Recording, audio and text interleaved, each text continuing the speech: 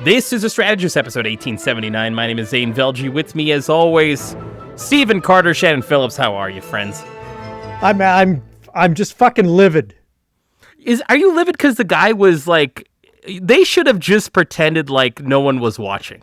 Isn't that the number one rule of strategy? The number one rule of strategy is just don't ever make a spectacle out of yourself, and then it won't be a spectacle. But these guys were all like, oh, and they react, and as soon as you react, you got the spotlight on you. All of a sudden, Chris Martin's calling you out.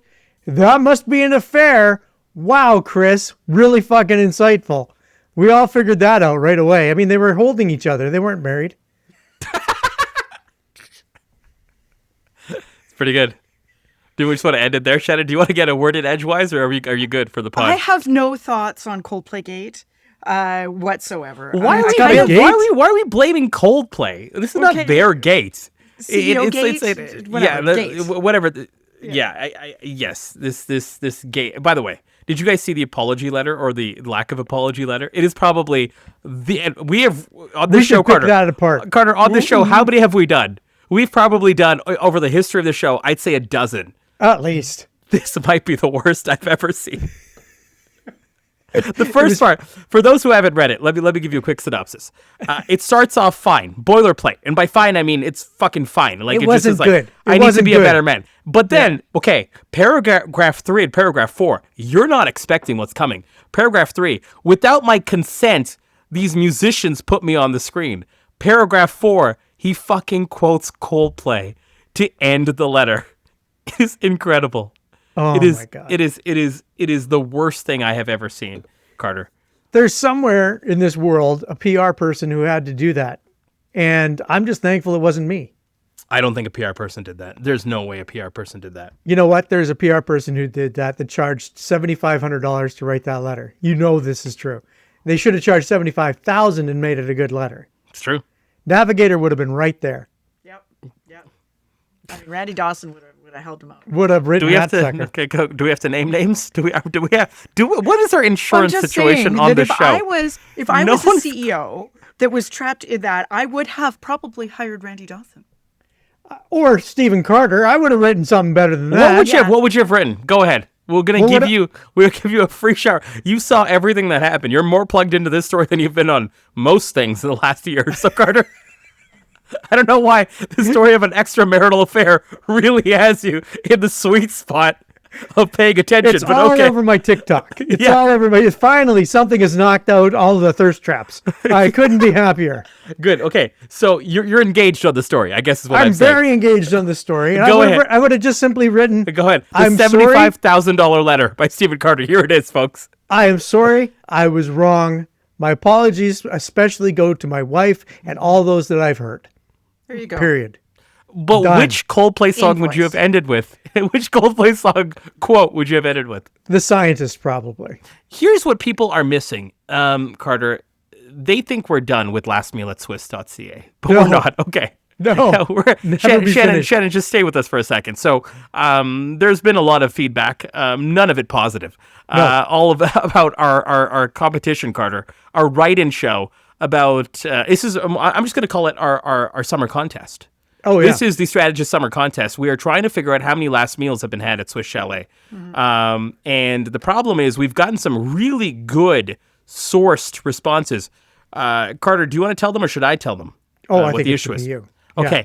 The issue is we actually don't know the number. So stage 2, for anyone that has submitted, you have to actually now prove that your math is correct. You know what? If you can prove even one single death, you might win this.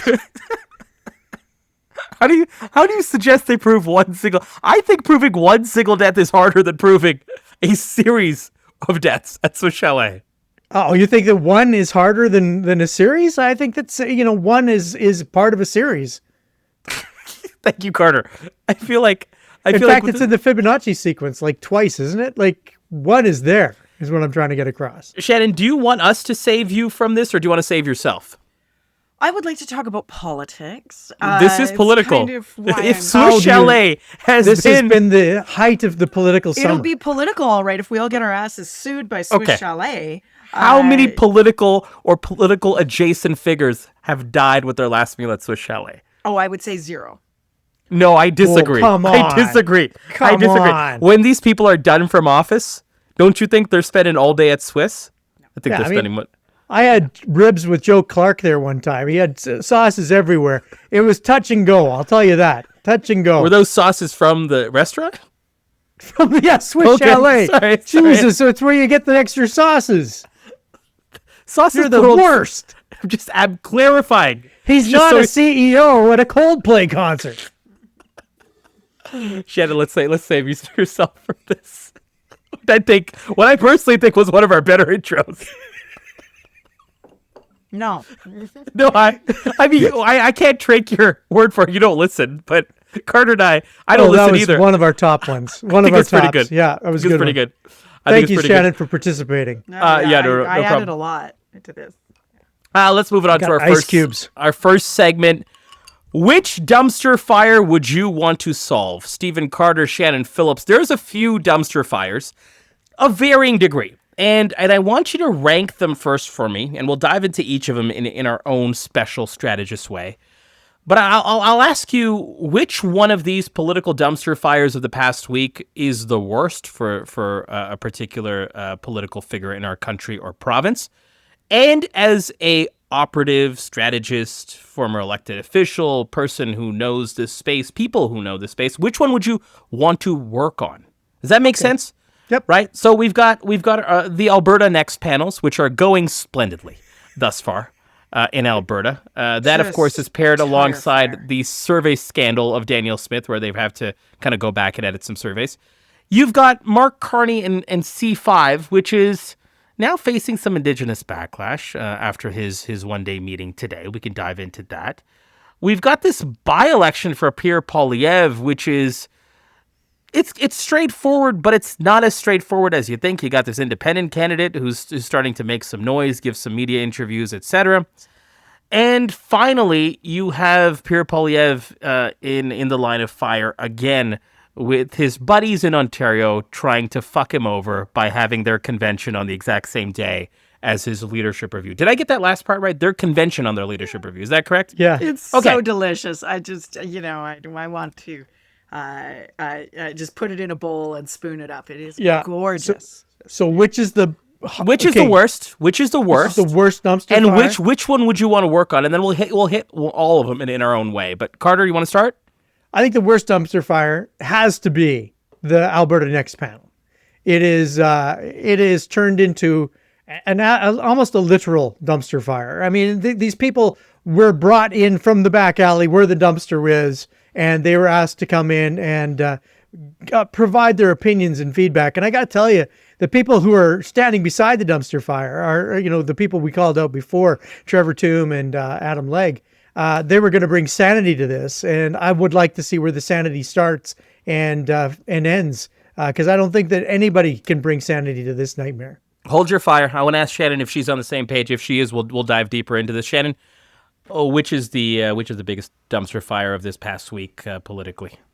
Oh, I think in terms of it being a problem, actually, like a foundational problem for the party in question, Yep. probably Pierre. Interesting. Scandal. And the not only do I just want to contradict Carter, sort of recreationally, but I also think Pierre in the by-election, or Pierre with the the shit by-election in Ontario? is It's fine. easy street. He'll be fine. Yeah. Does it matter to you, Shannon, if he doesn't get 82 and he gets I don't think it matters 71? one Okay. little Okay. bit So you're at talking all. about Ontario then? Yeah, The Ontario I'm fuckery. talking about Ontario PCs putting their convention at the same time as Pierre's leadership review. Not because it's going to necessarily change that many humans going to Calgary as opposed to the PC party, but it Yep. just shows generally speaking, when conservatives are successful, the big blue machine out of Ontario is powering the Conservative Party of Canada to a great extent. A lot of the brain trust, a lot of the organizers cut their teeth there. A lot of folks came out of the Harris years and then went across the country and federally and worked for and that is a big place with a lot of political horsepower. And to show the depths of the animosity that way, like it's just a giant big foam middle finger, right, to the federal party. And as an Alberta New Democrat, I can tell you that having unhelpful relationships with the federal party is, unhelpful at the end of the day. Having somebody trying to, basically kick your feet out from under you every 2 minutes, it might not be a short-term problem, but you bet your ass it's a long-term problem. Carter, let's we'll get to Alberta next. Shannon's convinced me. I want to talk about this first. But before I do, can I get both of your takes on which of these problems would you like if you were still in politics? Carter, I know you still are. But if you were working for these folks, which problem would you most be intrigued or interested to work on or to solve? Carter, can I start with you? Just give me a quick answer, and then Shannon and yourself, and then we'll dive into the Ontario CPC stuff. I would take the Battle River by-election because I always like a win. Okay, interesting. Shannon, which political project would you want to jump on if you were jumping into these? Probably that one. I've lost track. We have Alberta Next by-election. Alberta Next by-elections, Carney C5. Yeah, I'd call it a saga, but it could be a small fire that turns into a larger one. We shall see. No, because anytime you involve this type of situation, it's easy to solve. But Shannon could probably do it in a weekend. Yeah, and I don't sense any sarcasm coming from you. No, none at all. Okay, fine. So you guys are both going to the by-election. Let's talk about this Ontario PC thing. Carter, let me just update the listenership. Ford's campaign manager, Corey Tenike, states that the provincial convention dates were chosen for fundraising reasons, aligning with Ontario's new fiscal year. He denied any intentional conflict with the federal party's schedule. Stephen, Carter, are you going to ring the big bell? Is this classic fuck your buddy?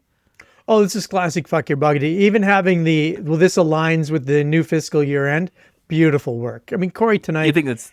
He's a pro. He's a pro. There is no one here is going to say that this is an amateur.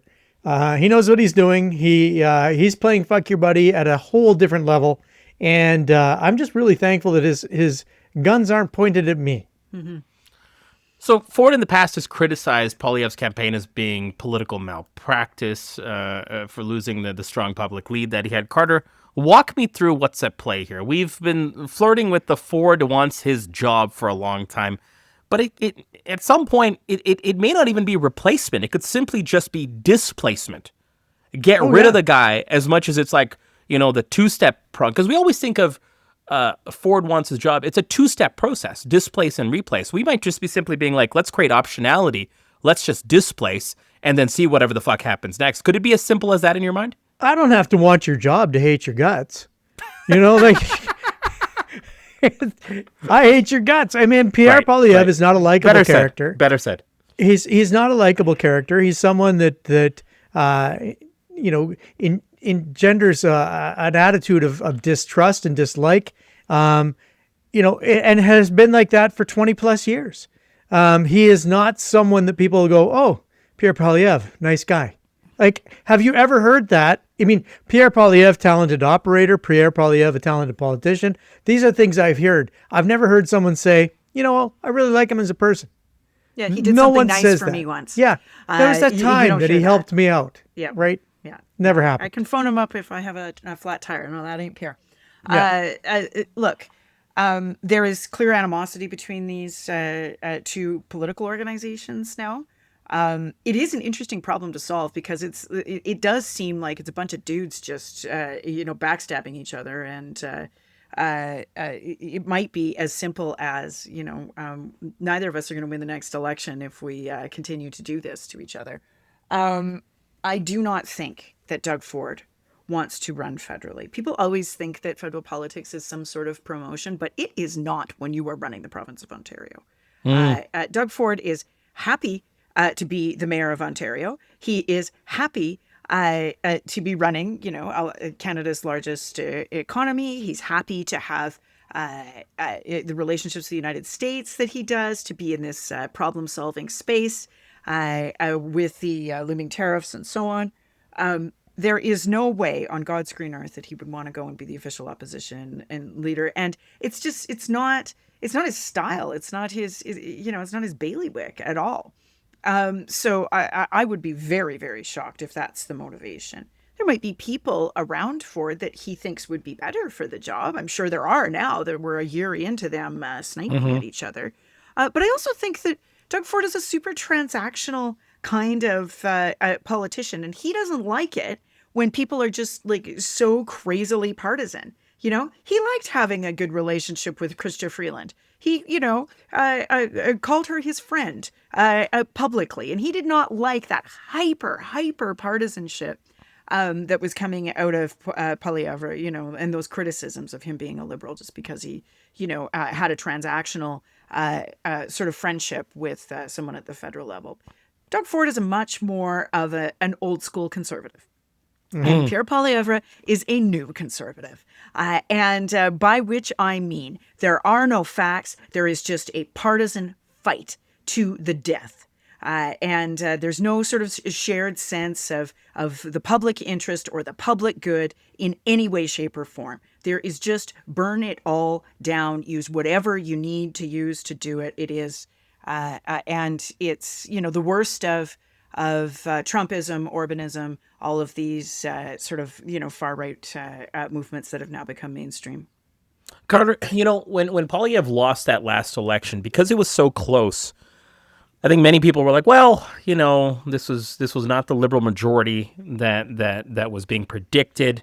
Pierre made massive gains in the 905. He looked like, someone who was at least on the path of trying to make some changes, acknowledging some mistakes.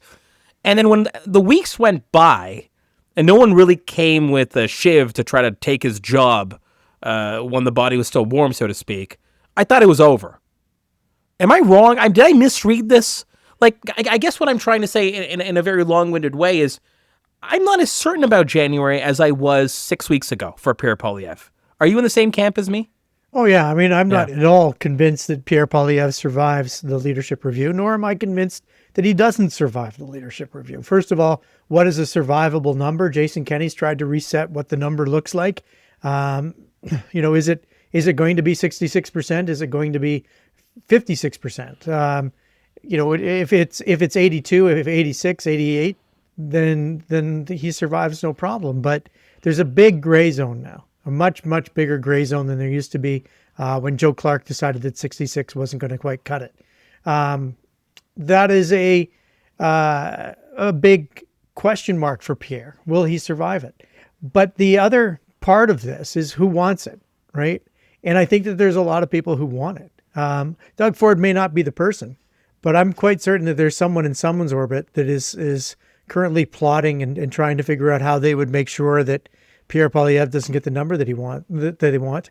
And there's a really believable story as to why he shouldn't get the leadership review. First of all, the ruthlessness of the Conservative Party has been well noted. This is not a party that tolerates losing. It doesn't matter if you did pretty well, if you almost got there.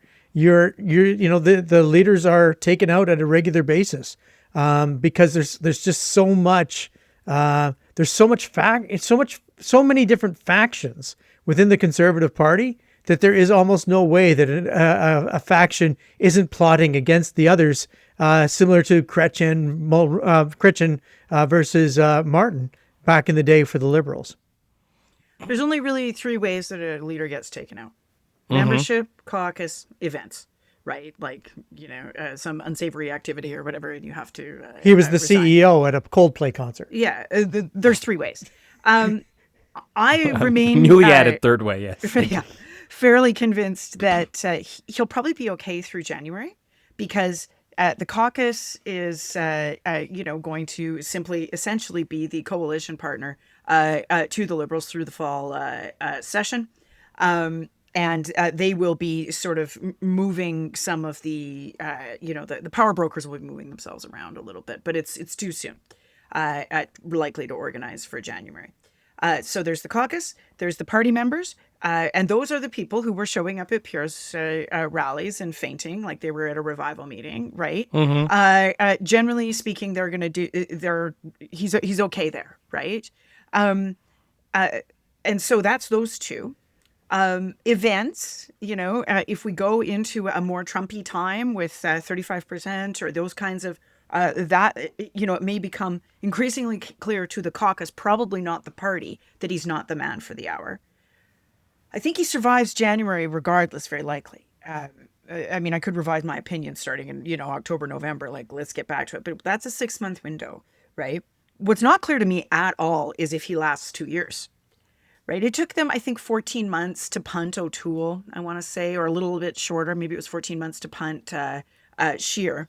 So it's not going to happen right away, even if it does happen, right? It's not going to happen at, E+10. It's just not. Unless it's, devastating, right? Losses. It's going to happen over the course of a couple of sessions, persistently low numbers, and then one of two things has to happen. Party has to mobilize or caucus. I did say when we talked about this before that I thought that his challenge would come from the right and from the more fringy, that kind of world. Given this stuff with the Ford people, I'm not as convinced of that anymore. And I mean, it could still come from the Lulu right, and the people who are unmoored from reality. It could still come from there, but it may come from the more Chamber of Commerce conservatives that find a home in the Doug Ford PC party, who are seeing the success of a Carney government and thinking, I want some of that too. Well, let's talk about the Carney situation here, because usually you would think that the other party in the situation, in this case, the governing party, would not really have an impact or an influence. And you guys may still answer that is the case, saying that the Carney government's not going to have an influence on this. However, Carter, let me put it bluntly. Carney's gotten more conservative. Right, he's asking for massive cuts, which we can talk about, 15% over 3 years. He's pushing aggressively, spending a lot of political capital on pipeline and building infrastructure. It's not like he's stopped that. He's actually plowing through more aggressively. There's even conservative political columnists calling him a progressive conservative or a conservative progressive sort of thing. Is there a Carney impact here? Like, in the sense of the home that this guy's also building, could that actually have maybe marginal, maybe not so marginal, maybe none? I'm just to posit the theory. Could that have an impact on what it looks like for Pierre and who shows up to oust him, good or bad, come January, in terms of what the new liberal machine or what the new Carney liberal machine looks like in terms of being a lot more historically conservative than we've seen in the last decade, certainly? I think that the way that it shows up isn't necessarily, we're all very excited that Prime Minister Carney is a progressive conservative prime minister, which I accept. I accept the premise of that statement. Sure. Yeah. But I would suggest that Prime Minister Carney has a far more impact, not because of him being a progressive conservative prime minister, but because he's a popular prime minister. The popularity, the approval ratings, we would prefer to have Mr. Carney as prime minister over Pierre Poilievre. Ultimately, that's what the members are going to look at. The members want to see victory, and they're going to look at it and say, do we have someone here who can rebound? And they don't seem to give a lot of opportunity to people to rebound. It's one and done, and that seems to be the nature of it. Shannon, any thoughts on the Carney impact here to what Pierre's fortunes may be? And then let's move on to Alberta Next. Oh, I mean, it's just if they continue to get buried in the polls, people are going to look for an alternative.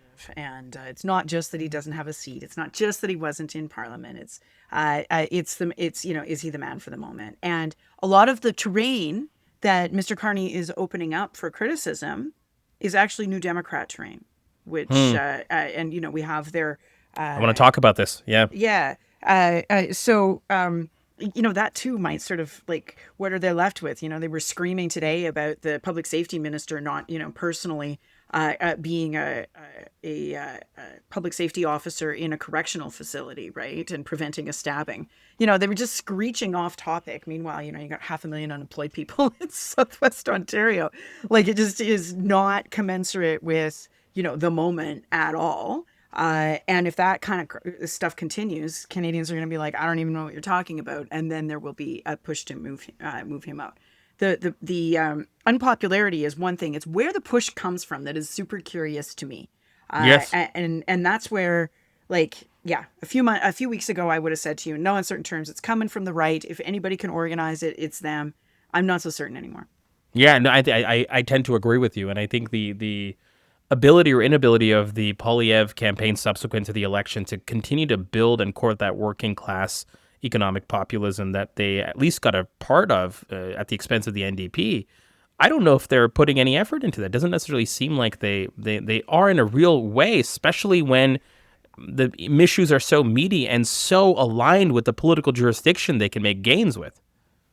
You know, Or if you Jamil wanna get Javani him busted out with a temporary foreign worker and the temporary foreign worker program petition, like right after the election. He did, yeah. And we haven't heard from him since on this Yeah, topic. and also is same dude, Giovanni, not getting his what many thought would be an obvious sort of shadow ministry. Carter, let's move it to Alberta, because I do want to go to Carney, and I do want to kind of knock off some of the other things I have mentioned here. Okay. Talk to me about the inevitability of this going the way it has thus far. And then I want to talk about, from a strategist perspective, what the fix to the Alberta Next panels looks like from Stephen Carter's perspective. It's the train has left the station. So redesigning the program is not on the table per se, but what would the midstream adjustment look like? So talk to me about, was this inevitable? And then talk to me about the strategic adjustment that you would be making, Carter. So we did a budget choice exercise with the provincial government. And one of the things that we did early on is we wanted to create some sort of a benchmarking, because we were certain that it would be taken over by either the left or the right, but we wanted to make sure that we had a benchmark. So we did a 2,000 or 3,000 person sample size in order to create a benchmark. Danielle Smith needs to create a fucking benchmark. This thing is being taken off by what are they calling them? The bratty children, in the room. And the people in the room, the people responding to her online survey, are people who are the disaffected. They are not necessarily, they are not at all representative of the general population. And we were terrified of that when we did the budget choice exercise. Because if you do an exercise of public consultation and it suddenly goes the way of, are you fucking kidding me crazy? Then how do you get back to sanity when it comes time to write the report? You're not going to be able to ask Trevor Tombe to write with sanity, because Trevor Tombe is going to be stuck there saying, well, if I'm writing what people actually said rather than what's actually true, then I have to write this crazy ass report.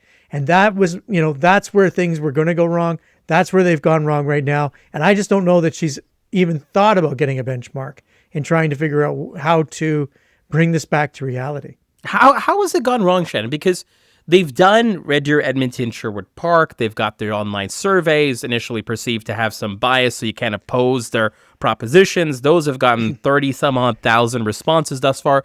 So the engagement is there, but it still has gone off the rails. So explain to me, what has gone off the rails? I know it might seem obvious, but I think it's important to, highlight what we think the source of the problem is, or if you even believe in the premise that there is a problem with the Alberta Next panels. Has it gone off the rails? Is there a problem?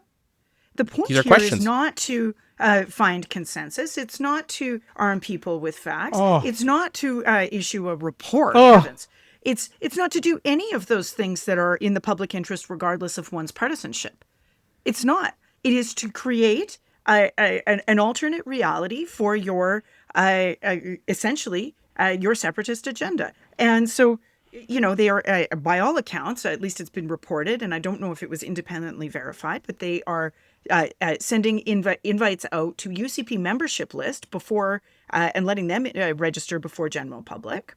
I want to caveat that, because I don't know if it was independently verified by two sources, all those things. No, but Zain and I believe it to be true. Well, Ergo, Yeah, it is and true. that's the journalistic pretty integrity of strong. this podcast. Pretty strong. But Yeah. I mean, so you've got, and also who's showing up in mid-July? You're going to get some pretty highly motivated partisans, and and then a smattering of well-informed folks who retired, that lovely woman, the retired CPA who got up there and talked facts about the Canada Pension Plan the other night. I saw her clip. But the point here is not to resolve anything. It is to continue No, it's the a grievance bolster. and, Yeah. and to provide some cover for it. And the only cover that matters is people screaming in the streets and on the internet. This is not, from Danielle Smith's perspective, a tire fire at all for her. For Trevor Tombe, I should hope it's a tire fire, and he leaves as soon as he can, because reputationally, this is it's a mess. And he is the one person up there, the one person whose literal job description and employment contract explicitly says in it, for, let's be clear, hundreds of years, because he has tenure, that he can say no to government. He could have said no to this, and he still can, and he should. Because last night, he was correcting some folks on some erroneous statements they were making. The Sherwood Park one. Yeah. And then in wanders Danielle Smith to say some more bullshit and say more lies. It is, from that perspective, from the perspective of democratic discourse, of trying to get, it's nice. And Carter is right. A decade ago, that's what conservatives tried to do, was to, get an actual public consensus. We are not in that world anymore, folks. But it's not a mess for them, because even if it does get a bit messy and it like dumps her numbers down a little bit and like reinforces the separatist thing like over like August, September. That she's facilitating it and such. Okay. You don't think that's enough? She can distance herself from that even at that point and say, yeah, we heard Albertans and now we're going to go focus on something else. That level of, I on the surface, I would not agree with Shannon, but that level of gaslighting has historically happened with Danielle Smith, that she's been able to say something, start it, continue it, spark its fire, light its flame, and then back away from it. What's bullshit, Carter? Because I'm buying a lot of what Shannon's selling. Her behavior is bullshit. Her behavior, Danielle Smith's behavior, is absolute and complete bullshit. She is turned into the most disgusting form of partisan that there is, one who creates their own facts and tries to enable, it is government propaganda what they've done. And the fact that they've moved the old, Corey Hogan's old department into the Premier's department doesn't exactly make me feel even more confident that we're not going to be just fed a steady stream of propaganda by government ministries. I want to get to the strategic question here, because Shannon answered it from her perspective. Carter, is this a tire fire for Danielle Smith, or is this just as planned? I think it's a tire fire for Danielle Smith, because I think that you still continue to believe that. I do think that most Albertans will be put off by this, and they'll be put off by the crazy. The crazy makes sense in Danielle Smith's world. Danielle loves the crazy. She's a big embracing of the crazy. Gen Pop hasn't seen the crazy. Now Gen Pop gets to see the crazy up close, and this is going. I mean, the only thing that's going for her is that it's July and no one's paying attention. But if the NDP has half a brain, which is arguably questionable, then the NDP will in some fashion be in a position where they can take advantage of this. Well, and I think they have. I like, to be fair to the NDP, they... Why would we start? Have launched, they're sort of, they're better together, nice branding, tight message. They've got some town halls. So, I mean... It shouldn't be town halls, though. They're doing them in response to these ones. And I think that's fine. I don't know. Well, I mean, as long as you're doing other things, right? But you have to do a response. I think you have to. And I will also say that the CPP town halls were enormously successful when we did them in response to this ridiculous propaganda exercise when they threw $8 million at Albertans around the Alberta pension plan, and it blew up spectacularly in their faces. So, I think they have to do something in response, and this is one way that they can kind of engage their membership as well. So, and we'll test Carter's theory of whether Gen Pop is down with this or not, based on some of what the New Democrats do and what kind of, soil they can till. That is why the New Democrats probably need to round out this Better Together campaign, which I really liked and I think is effective, with some other ways that people can plug in, survey stuff, whatever, right? To kind of slipstream behind the government's bullshit process and demonstrate a more good faith approach to hearing people out. Shannon, let's say you and the Premier are on friendly terms. You're a strategic advisor to her. She calls you tonight. She says, listen, you probably saw some of the shit that happened in Edmonton, Red Deer, Sherwood Park. Do I need to change anything? Or am I good? Should I just keep plugging along? What's your answer to her? I would say if what you want to do is validate your position that there's a lot of separatism out there. And we just need a better deal from Ottawa because it's the only card you have, because your healthcare system is on fire, because you're perpetually at war with your education system. You're going into a bunch of labor disruption. So you're going to want a nice a distraction and something that can continue to raise the kind of money that the UCP has been raising, which is significant. Yep. then carry on. Carter, same phone call to you right after. She says, Carter, you've worked with me for a long time. Part of that is true. You've worked with me once before. Do I need to change anything, Carter, going forward? What Yes, advice are you giving her? you need to be honest. I mean, if you're going to do a consultation process, you can't let it be taken over by crazy people who are ill-informed. You must tell the truth. And this is something that applies not just to this panel, but it applies to books and libraries. It applies to how the healthcare system functions. Everything that Shannon's talking about, that is going to turn into an absolute shit show isn't going to be made better by telling falsehoods and lies. Okay, I'm gonna leave this segment there and move it on to our over under and our lightning round, and I'm gonna group in some of the things I mentioned that you guys did not pick up on this, and just get your takes on it relatively quickly. So we'll do an expanded over under and a lightning round. Carter, let me start with you. Pierre Poilievre's by-election. If you're him, are you concerned at all? Is this like a mosquito bite, or is this actually like an irritant beyond that? The number that you're trying to reach, this independent candidate that's set up, the timing of it. Irritant, not so much. What are you thinking of it? I think it's a mosquito bite. I don't think it's something that's going to matter in the long term. Generally speaking, the independents get a lot of attention and then they don't get a lot of votes. Shannon, what do you think? Yeah, it's nothing. Anybody who thinks the independent is going to do much beyond the usual, 10, 15, whatever, is spending too much time on Threads. I'm going to put C5 with the broader sort of position that Carney's coalition, at least the one that opportunistically voted for him, that probably included quite a few New Democrats, is Carney abandoning progressives? And is this going to cost him, Shannon? Like, from what you've seen thus far, with the cuts being requested, with the cuts of the CBC and Via Rail also included in that, with the C5 and the mealy-mouthed, and I'm maybe not being as generous as I should be, sort of talk that he has regarding Indigenous consultation, the abandonment of progressives, I think, was inevitable at some point. It seems to be happening a lot quicker in my mind.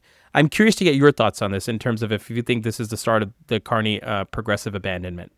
We haven't seen it in the numbers yet. Fair. So, there's a lot of chatter about that, but look at his numbers. And his numbers are extraordinary. And so I would argue that, C5 and even the request for cuts, nothing's actually happened yet. No one has had a reduced service because of a decision that was made as a result of a budget that passed Parliament. No one yet has seen a large project. No one has had any environmental assessment or other rules waived. And in fact, no one's even seen the first, project or two move through the Major Projects Office, which is in any case not probably going to be set up until after the summer is over. So the honeymoon continues right now, and there's a bit of chatter, I would say, coming from the left, but because he hasn't done anything yet, to Carter's point about Gen Pop isn't seeing the problem yet. The material conditions of their lives or the presence of government in their lives has not changed yet.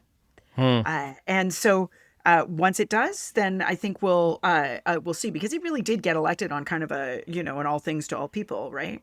So rubber will meet the road, and it will depend on how effective the New Democrats are in scooping some of that up as well. Carter, I use the word abandoning. Let me use the word alienating. Is Carney alienating progressives?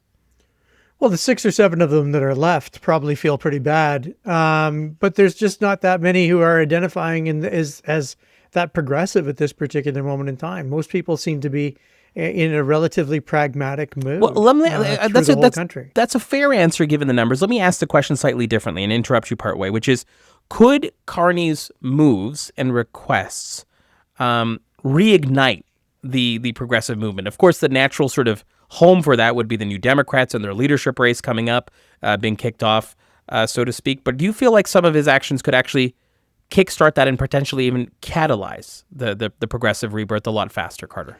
Well, I'm sure that it could if there were competent politicians in the NDP who are actually trying to take advantage of that. Fortunately, I haven't seen any as yet. Shannon, I want to give you the same sort of opportunity at the B side of this question, which is, could this catalyze the reinvigoration or rebirth of the progressives across the country with Carney's moves? Absolutely. Both within the Liberal Party of Canada caucus, if their numbers start to slide a little bit, because they exist there too.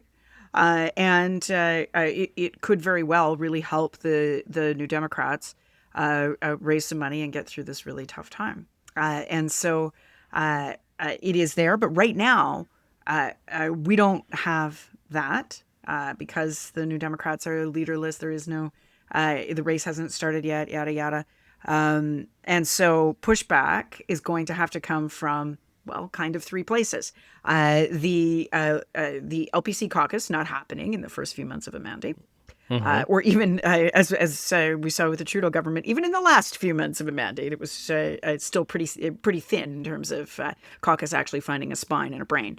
Second of all, it can come from civil society and from labor, and basically from the street. So I think that's the most likely scenario right now. Once they start making decisions in the fall, and I would say more likely in spring of 26 is when you're going to see rubber meet road, just given how much time it takes to do things and so on. We haven't seen out of some of the Indigenous activity, a lot of like blockade or other stuff happening yet. It's in summer when those sorts of things happen. We haven't seen a lot of it coming out of Ring of Fire and Northern Ontario where it could. That's not to say it won't. That'll be the first places where the Indigenous street, if you will, probably starts to move, and that will far precede whatever's happening in the House of Commons. Carter, I'm going to go to you for our next one. Are you in or are you out? Out. On Pierre Poilievre, slamming Carney over his investment disclosures. This is that ethics screen, which is now public. Carney's now, Poilievre, I should say, is arguing that the PM needs to sell his assets that the Prime Minister has transferred to a blind trust, and it's evidence that the Liberal leader wasn't being honest with Canadians on the campaign trail. This is a item that Poilievre went out and did a whole presser on this past week, tried to make it and drum it up as a larger issue on ethics. Are you in or are you out with the Poilievre frame on this, both in terms of how he's framed it, but also in terms of making this a top priority story and trying to go after this? I'm totally out. First of all, I'm out because I don't think that it will resonate with Canadians. I think that Canadians understand what a blind trust is, and they have long understood that politicians put their assets into a blind trust while they're serving in government. The second reason I am out is that what do you expect him to do? Turn all that into fucking cash? He's just going to walk around with briefcases full of cold hard cash that he walks around with? Like, what the fuck? He has to have a portfolio. Everybody's entitled to have an investment. Is Pierre Poilievre not going to have any investments? What is he doing with his assets? Oh, he probably doesn't have any because he's been a career politician for 20 fucking years. I mean, this guy who hasn't achieved anything is out there trying to humiliate someone who's only done, great things and just kicked his ass in the fucking election. Pierre Poilievre, stand down. You don't know what you're doing. It's embarrassing. Everything that Carter's just said is true, but I am super in on this strategy just because what the hell else is Poilievre going to talk about? If it's not this, then he's screaming at the public safety minister because he didn't personally prevent a stabbing at a jail? Like, I mean, the kind of You think this is more on message than that other thing that you're talking about? Otherwise, it's just small ball bullshit. It's all small ball bullshit that doesn't have any meaning for gift. That keeps on giving is the issue. It's not the issue today. And Canadians, yes, they understand the concept of a blind trust. Disgusted. But the fact is that, you've got a treasure trove of name brand companies and you can, spin up a yarn of self-dealing. And it's not today that it's the Achilles heel of the Liberal Party of Canada is self-dealing and perceptions of corruption, particularly having to do with, kind of central Canada, Laurentian elites, all of that. It's something. And when you've got nothing, having something that you can build a narrative off of, yeah, for sure. It's probably the third time in the show, Carter, that Shannon sold me on something that I was indifferent on or lukewarm on. I tend to Shannon agree with is completely wrong I tend on to this agree with- particular issue. I mean, if the She couldn't if be it's- more wrong. If it's We amo- have to have a system that enables people to have assets when they run for office. Sure, and to when manage you're the those official assets. opposition leader, your job is to criticize the government and find poke ways. holes No, in it's there. not. It's not. It's not you to can do tear that. down the prime minister for Let- personal let me dealings. ask the question this way. that are being done properly. If they were me- being done improperly, I'm if not it was saying I the would do fucking it. weed I'm saying charity, the then Pierre maybe we Poilievre can should do it. start seeing something like that. But this is fucking bullshit. Let me ask the question this way, Carter. Downside risk for Pierre on this. Well, one day he may have an asset. And when he does have an asset, he's going to have to put that asset So none. into None. a blind I'm hearing none. fucking trust. I'm hearing none. I'm hearing He none. Which is does kind have of, an asset. It's called a defined benefit pension. That's one of the most generous. It probably is the most generous in the country. Yeah, but he and, argues against that's all it. He gets. He said he was going to serve 2 fucking terms. The guy's a fucking bald-faced liar. That's what he is. Carter, do you want to end on that energy? Well, I can keep going. It's up to you. Good. Do you have anything else you want to talk about? I feel like you need to get something off your chest here. I thought I was driving for a bit, but I feel like you really want to. No, I'm pretty upset about the Coldplay CEO. We're going to leave it there. That's a wrap on episode 1879 of The Strategist. My name is Zain Velji. With me, as always, Shannon Phillips, Stephen Carter, and we shall see you next time.